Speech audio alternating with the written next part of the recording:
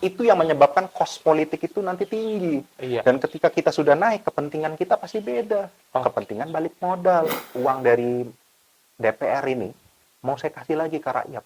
Gaji bersih 4.500.000. Kalau saya bikin kompetisi entrepreneur untuk mencetak usaha baru, khususnya anak muda, kita kompetisikan, hadiahnya 5 juta deh. Siapa yang nggak mau? Lapangan ini bisa meningkatkan pariwisatanya, khususnya bikin hostel-hostel kecil kah atau bagaimana. Dan saya bilangnya itu selalu bilang pariwisata berbasis event itu adalah yang terbaik karena menghidupkan UMKM dan menghidupkan usaha baru. Kalau saya punya ide gitu ya, sampah itu tadi di setiap RT RW kita bikin sama-sama lubang bipori namanya. Untuk menyuburkan tanah di situ.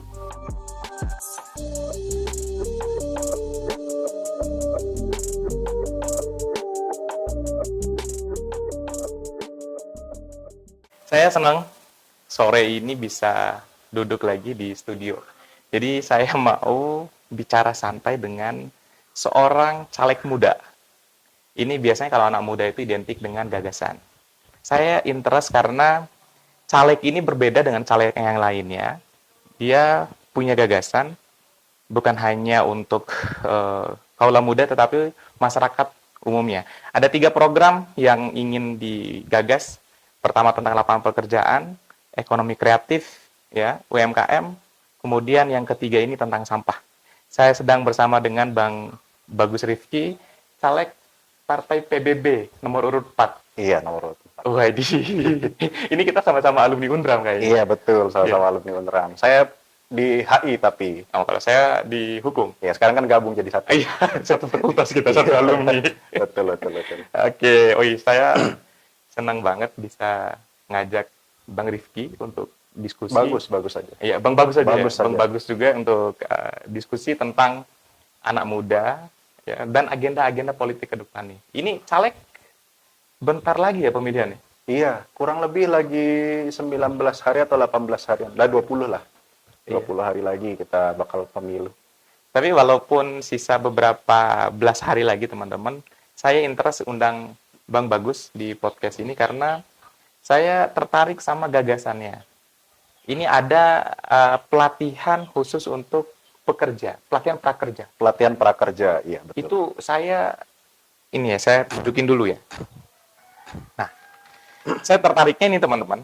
Jadi biasanya kalau caleg-caleg itu bikin baliho. Ini Bang Bagus nggak bikin baliho? Nggak bikin baliho. Nggak rusak pohon? Tidak merusak pohon dan tidak merusak lingkungan. Nggak ngerusak lingkungan. Iya. Karena saya baca berita, ternyata para caleg se-Indonesia itu menyumbang emisi karbon sebesar 1,1 tonan lah. Itu emisi karbon yang dihasilkan dari percetakan baliho. Baliho saja. Itu baliho.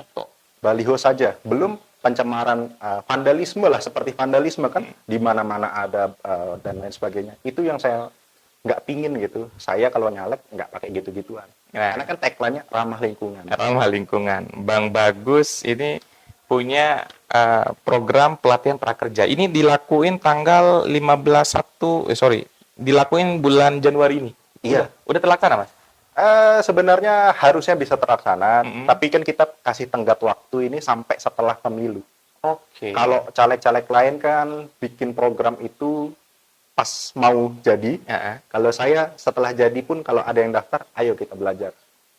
Gitu. Jadi kalau sekarang misalnya pendaftar itu masih kurang kuotanya.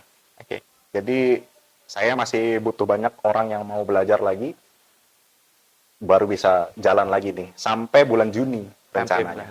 Iya. Nah, teman-teman yang mengikuti pelatihan prakerja, datangi Bang Bagus, ya hubungi nanti Bang Bagus caleg PBB nomor urut 4 Dapil Ampenan Kota Mataram. Saya tertarik. Anak muda masuk ke ruang politik. Kenapa harus politik? Nah, ini banyak anak muda nganggap politik itu kotor katanya. Iya. Namanya politik itu adalah sebuah kolam ya. Kalau kolamnya itu kita menyelam sampai dalam atau kita lupa daratan gitu, ya mungkin kita akan kena lumpurnya gitu. Dan kenapa tertarik ke dunia politik? Itu awalnya karena memang background pendidikan kan, hubungan internasional, dan lebih banyak ya mungkin belajarnya teman-teman tahu lah diplomasi atau apa segala macam. Nah itu yang membuat saya tertarik dengan politik, tapi lebih ke skupnya mungkin politik geostrategis ya. politik internasional, politik luar negeri gitu. Iya, iya. Nah, untuk sekarang ini awalnya itu bisa join di partai ini karena diajak gitu. Ada yang ngajak saya, karena kan saya tergabung juga nih di komunitas UMKM, itu isinya para pengusaha. Kebetulan di situ ada anggota partai ini, Bulan Bintang. Ini berarti Bang Bagus itu tipikal caleg yang diajak untuk gabung, bukan yang proaktif pingin banget nih. Enggak, saya nggak pingin. Karena gini, Bang, saya ini pendatang dari Jawa, keluarga juga di sini hanya keluarga inti, ibu, bapak, adik. Kemudian saya sudah nikah sekarang, dan saya jadi ada keluarga dari istri. Keluarga dari istri pun itu juga pendatang juga dari Jawa. Jadi saya istilahnya tidak punya kepentingan apapun untuk di Mataram ini. Kecuali kepentingan masyarakat, khususnya anak muda. Karena memang saya lebih suka gitu kegiatan-kegiatan yang bersifatnya sosial gitu. Karena kan dulu bikin organisasi sosial juga gitu. Pokoknya pemberdayaan masyarakat lah. Iya. Ini karena udah mulai bicara masyarakat, bolehlah kita ulik-ulik program. Boleh. Ini biasanya caleg-caleg itu asal bikin spanduk, nomor urut sekian, nggak punya visi misi, nggak punya program. Kalau saya tertarik kenapa ngundang Bang Bagus itu punya program real. Insya Allah. 3 hal yang menjadi prioritas. 3 yang prioritas. Pertama itu tentang pekerjaan. Ya, kemudian kedua itu tentang sampah. Ketiga tentang UMKM. Wisata UMKM. Ampenan itu sebenarnya potensial, sangat potensial. Tapi nggak pernah dilirik. Ya itu dia, karena di Ampenan itu kita harus ketahui juga dari masyarakatnya itu multicultural, beragam, agamanya juga ada semua di Ampenan. Kristen juga ada, Hindu ada, Islam ada. Kemudian Ampenan juga punya sejarah yang panjang. Tetapi mengapa Ampenan kelihatan usang, kelihatan gitu-gitu saja? Ya itu juga saya harus tahu gitu. Nah, untuk tahu itu saya harus masuk ke politik. Itu pertama. Kedua, saya di situ kalau ngomongin tentang potensi tentang Ampenan sangat besar. Tapi juga ada permasalahan-permasalahan mendasar. Ampenan paling banyak penduduknya Semataram, Mas. Penduduk yang paling banyak Semataram itu menyebabkan biasalah ya, faktor kemiskinan, ekonomi Ampenan itu kan menengah ke bawah. Walaupun memang industri unggulannya adalah perdagangan dan jasa pariwisata. Tetapi untuk pengelolaan pariwisata di situ sendiri masih belum bisa optimal gitu. Nah, jadi banyak orang yang saya baca-baca gitu ya di sosmed, Ampenan itu kumuh karena masalah tai kudanya, karena sampahnya. Makanya saya concern ke fokus tadi itu tadi. Pertama karena Ampenan ini masyarakatnya menengah ke bawah, berarti butuh pekerjaan. Karena di wilayah saya, Mas, di lingkungan saya di Penjarakan, di lingkungan Monco, itu penganggurannya banyak. Banyak pengangguran. Makanya saya bikin program pelatihan prakerja. Kedua, karena Ampenan ini terlihat kumuh, ya bayangin aja air tuh sungai dari hulu ke hilir, itu kan muaranya nanti di pantai Ampenan. Semua itu selombok kan termasuk sampah-sampah itu. Termasuk sampah semua. Nah, itu dia yang menyebabkan Ampenan ini terlihat kumuh. Bukannya mungkin karena orang Ampenan ini suka buang sampah, bukan. Tapi karena sampah kiriman juga. Jadi, tugas dari Ampenan adalah menjaga itu supaya tidak terlihat kumuh. Kalau kita bisa mengajak masyarakat buat koordinasi dengan daerah lain, itu lebih bagus. Saya tertarik tuh sama katanya Bang Bagus. Ampenan itu masyarakatnya banyak. Yaitu relevan juga sama tingkat penganggurannya kuat, masalah ekonomi. Jangan lupa, Mas, Ampenan itu karena masyarakatnya banyak, itu pasti jadi dapil neraka itu. Ampenan ini 90.000 orang penduduknya. Paling tinggi sekota Mataram yang 400.000 tadi. Itu berbagai permasalahan, dan yang saya temui di masyarakat adalah masyarakat acap kali dikasih duit itu, serangan pajar apa segala macam. Saya tahu ini ya karena saya turun ke dapil ini, setiap door to door saya modelnya. Nah, di situ masyarakat banyak cerita ke saya gitu kan, karena si A begini, si A begini gitu. Nggak ditanya, Mas Bagus kok nggak pakai politik uang? Ada yang minta. Ini kan biasanya caleg itu dididik dengan itu soalnya, dididik dengan uang. Ini masyarakat. Iya, jadi banyak yang minta. Kalau kamu mau didukung sama kami di lingkungan ini, RT ini, berilah kami apa. Dan harus diberi sebelum pemilihan. Oke. Nah, menurut saya, ya itu yang menyebabkan kos politik itu nanti tinggi. Iya. Dan ketika kita sudah naik, kepentingan kita pasti beda. Oh. Kepentingan balik modal. Rata-rata kan orang tahu. Makanya kenapa DPR itu menjadi rating kepercayaan terburuk di Indonesia? Ya karena itu tadi. Banyak maraknya politisasi, rakyatnya tidak diberi, aspirasinya tidak diserap dengan baik, dan tidak diberi yang seharusnya mereka beri. Itu yang membuat kos politik itu tinggi. Gitu. Oke. Saya sih ngelihat ya teman-teman, ada hal yang tidak bisa diuangkan. Nih, gagasan, ide anak muda itu nggak bisa diuangkan. 3 program yang menjadi target unggulan dari Mas Bagus itu nggak bisa diuangkan. Persoalannya masyarakat mau sabar nggak? Mau percaya nggak sama Mas Bagus? Karena banyak caleg, punya banyak uang, tapi belum tentu punya gagasan. Itu persoalannya. Nah, saya mau masuk di gagasannya Mas Bagus. Pertama, masalah lapangan pekerjaan. Karena kepekaan terhadap ampenan yang 90.000, lapangan pekerjaan kurang. Pekerjaan apa ya kira-kira menurut Mas Bagus itu layak untuk masyarakat di ampenan? Jadi sebenarnya kalau kita bicara tentang apa pekerjaan yang layak, saya rasa semua pekerjaan yang kita pilih itu bisa dikategorikan layak karena itu membuat kita hidup. Kemudian, tetapi problemnya lagi, Kota Mataram ini tidak punya sumber daya alam, tidak punya industrialisasi yang besar selain sektor perdagangan dan jasa. Karena di Ampenan memang sudah diklasifikasikan khusus tuh sama Bapak Mohan, wali kota. Ampenan ini pusatnya dari jasa pariwisata. Jasa pariwisata. Hanya jasa. Berarti orang Ampenan itu bisa bergerak di bidang jasa. Baik. Makanya ketika saya mencanangkan program, itu saya bikin proposalnya itu, Mas. Saya sendiri yang buat. Saya bikin proposalnya dengan kalkulasi sekian untuk masalahnya apa, solusinya bagaimana. Kemudian saya muncul ini tabik ya, boleh saya buka. Nah, di sini saya bikin pertama materi pelatihannya itu digital marketing. Jasa atau digital marketing. Dan itu bisa fit di market manapun. Iya. Mau di industri manapun, digital marketing dibutuhkan di masa sekarang. Iya. Kedua, saya bikin administrasi servis perhotelan. Karena jasa tadi, harapannya Ampenan ini bisa meningkatkan pariwisatanya. Khususnya bikin hostel-hostel kecil kah, atau bagaimana.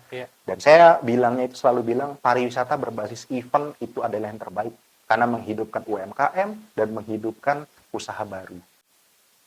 Kemudian di sini kayak ada juga HR basic, kemudian bahasa asing, sama pendampingan UMKM. Inginnya saya membentuk di situ jasa itu betul-betul digalakkan. Tapi kan Ampenan ini juga punya daya tarik pariwisata. Dan itu kan sektor jasa juga. Anak-anak muda, ayolah kita bangun itu sama-sama. Pantai Ampenan, dibikinkan event lah di situ. Simpang 5 Ampenan, dibuatkan event lah. Iya. Atau apalah segala macamnya. Itu aja sih. Dalam bayangan saya ya, ini keren sih. Kalau ini bisa dikolaborasikan gagasan ini dengan Karang Taruna, tokoh-tokoh masyarakat yang ada di Ampenan. Mas pasti pernah ke Jogja. Iya. Pernah ke Jakarta. Iya. Pernah pula ke Semarang, ke kota lama Semarang. Iya. Itu kan macam kota tua aja di Ampenan gitu. Tapi kok nggak disentuh ya? Itu saya bayangkan gagasan ini itu masuknya di Simpang 5 kayak katanya Mas Bagus itu. Simpang 5 Ampenan itu di situ itu pusat pertunjukan, ya. Pusat UMKM, ya. Di situ juga kan penyerapan jasa itu. Ada semua di situ. Iya. Gimana tuh pandangannya Mas Bagus? Saya setuju gitu, karena dulu saya lama itu sering ke Thailand. Nah, Thailand itu kenapa pariwisatanya tinggi? Yang mereka jual adalah heritage. Kebudayaan mereka, sejarah mereka, cerita-cerita tentang Thailand masa lampau, dan kemudian dimodernisasi. Nah, saya pinginnya juga Ampenan itu melakukan itu. Saya sebagai inisiatornya, atau orang yang nonton ini nanti jadi inisiatornya. Siapapun boleh. Yang penting Ampenan ini bisa mulai menuju ke kenaikan lah, gitu. Oke, Naik oke. kelas lah. Kalau Mas Bagus tuh ngelihat Ampenan itu pasar ACC ya, pasar ACC ya. Pasar ACC itu jadi sentral kuliner di situ. Semua makanan Lombok, bebero, sate rembige, sate pusuk, pokoknya yang enak-enak itu di situ. Eventnya sekali atau 2 kali dalam seminggu, setiap hari Sabtu Minggu. Terus di Simpang 5 di situ ada teater, ada UMKM. Lampunya itu udah kayak kota lama Semarang. Itu keren sih itu kayaknya. Pasti keren. Saya setuju kalau misalnya ada sebuah center kuliner gitu. Jadi orang nggak repot gitu ya nyari makanan harus ke Rembige. Memang ada ceritanya gitu. Ke Rembige pasti makan sate Rembige. Tapi kalau bisa bikin juga cabang di situ kan bagus. Jadi lebih terpusat dan terfokus. Jadi Ampanan ini bisa terkenal dari food centernya tadi. Oke. Kalau masalah salah satunya di Ampenan itu sampah. Oke lah. Kalau itu bisa terjadi di eksekusi di kota lama, di kota tua itu, berarti ada sampah juga tuh. Kan double tuh. Jadi sampah bawaan sungai sama sampah masyarakat. Oh, siapa tuh sampah masyarakat? Sampahnya dari masyarakat. Dari masyarakat. Hasil, ya. Kalau sampah masyarakat itu anak muda yang nggak punya gagasan gitu loh. Kalau ini ya muda punya gagasan, ini nggak bisa diuangkan, Pak. Kalau program ya sampah itu menjadi prioritas, apa yang bisa Mas Bagus lakukan? Oke, pertama masalah tentang sampah itu ya Mas ya. Sampah di Ampanan itu karena saya bilang tadi kebanyakan dari bawaan. Kemudian juga karena penduduk yang banyak pasti menghasilkan sampah yang cukup banyak juga. Iya. Itulah karena pemerintah Kota Mataram sudah mencanangkan akan membangun namanya TPST, tempat pembuangan sampah terpadu. Yang artinya sampah itu tidak dibawa ke kebun kongo, ke sini, dekat sini. Tetapi dia diolah menjadi bahan jadi. Model macamnya itu kayak hilirisasinya Gibran. Iya. Diolah segala macamnya dan jadi cuan. Gitu. Tetapi saya dengar-dengar itu nominalnya 60 miliar. Iya. Dan untuk pengeksekusiannya nanti melibatkan pemerintah pusat. Cuma saya belum tahu detailnya bagaimana karena ya itu tadi masyarakat pemerintah di Kota Mataram tidak ada transparansi yang real tentang itu. Kemudian dari saya, kalau TPS-nya sudah dibuat itu bagus. Masalahnya masyarakatnya bisa nggak penjadwalan milah sampah? Habis itu alat-alatnya bisa nggak?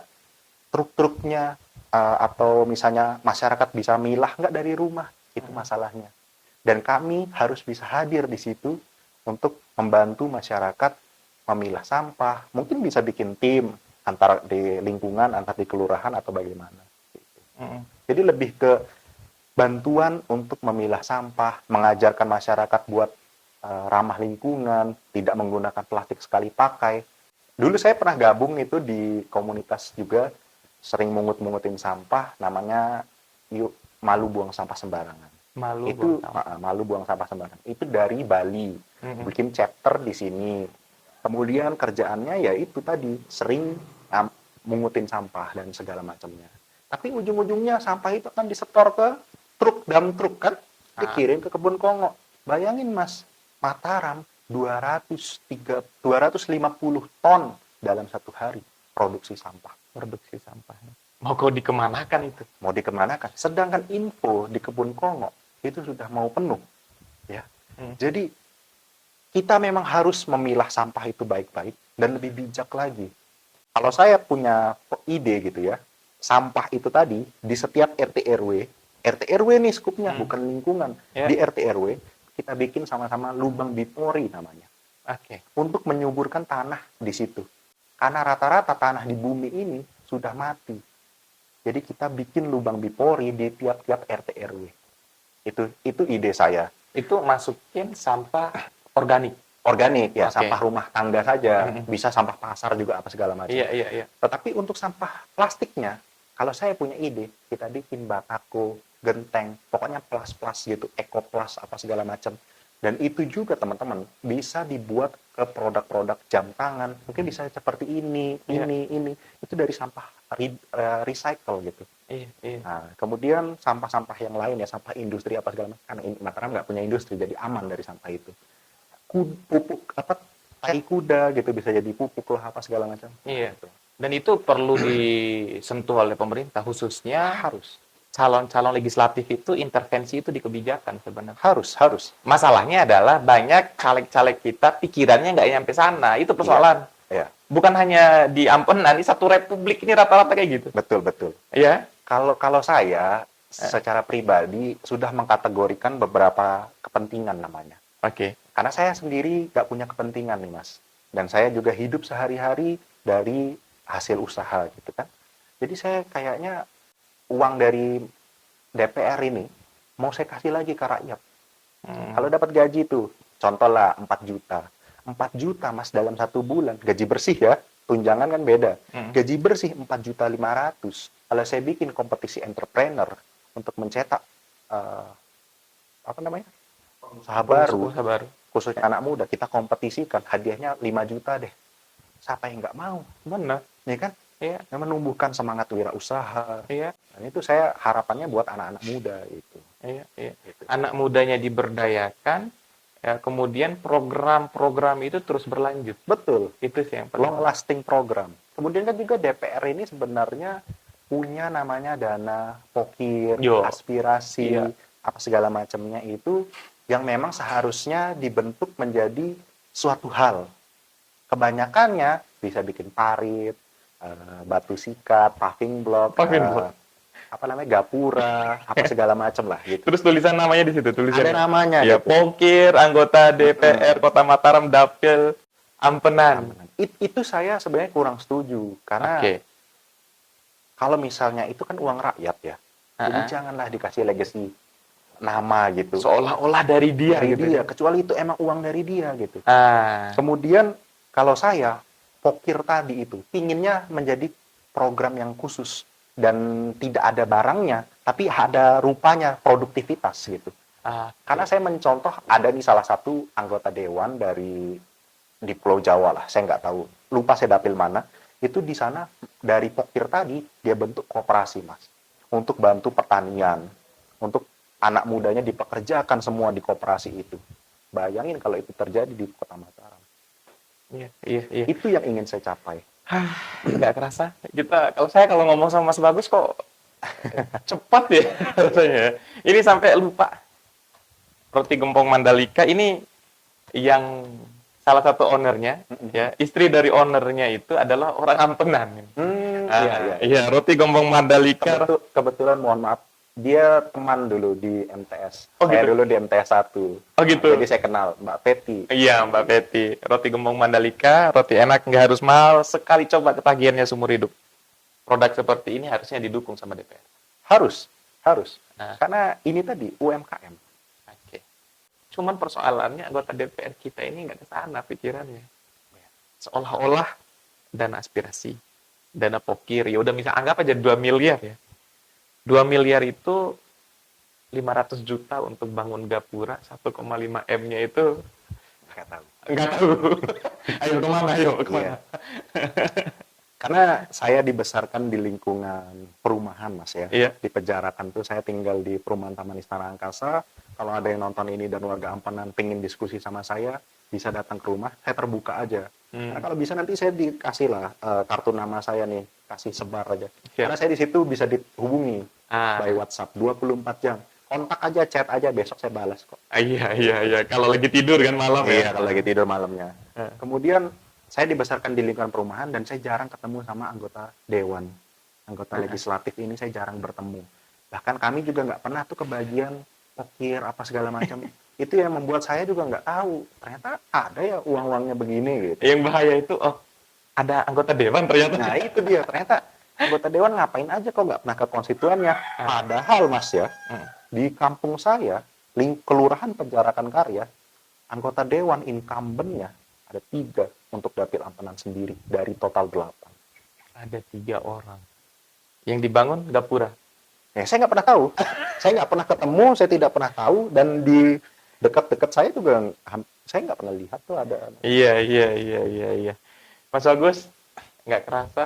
Iya. Ya, makasih banyak udah mampir di podcast Bicara Santai. Saya juga. Ini teman-teman semua, anak muda punya gagasan. Sebenarnya yang kita ingin munculkan di podcast ini adalah anak muda yang punya gagasan. Kita dorong masuk ke DPR, masuk ke parlemen, Ya, karena bagaimanapun harus ada yang bisa terus memperjuangkan anak muda, masyarakat, khususnya di 3 isu besar tadi itu. Itu menurut saya krusial banget. Iya.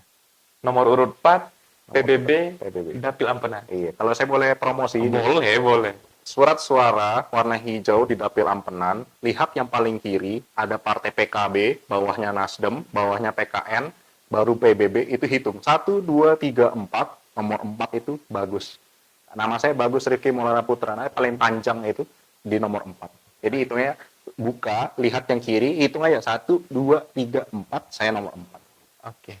Terima kasih banyak, Mas Bagus. Saya juga terima kasih banyak. Mudah-mudahan ikhtiarnya bisa didengarkan oleh masyarakat dan ini menjadi salah satu penentu apakah masyarakat memilih anak muda yang punya pikiran atau masih ingin dengan politik transaksional. Oke, insya Allah. Terima Saya kasih. percayakan semua ke masyarakat. Wah. Oke, Mas Bagus. Oke, Thank you. terima kasih ya. Siap. Terima kasih. See you teman-teman. Bye. Mas Bagus kan, Mas.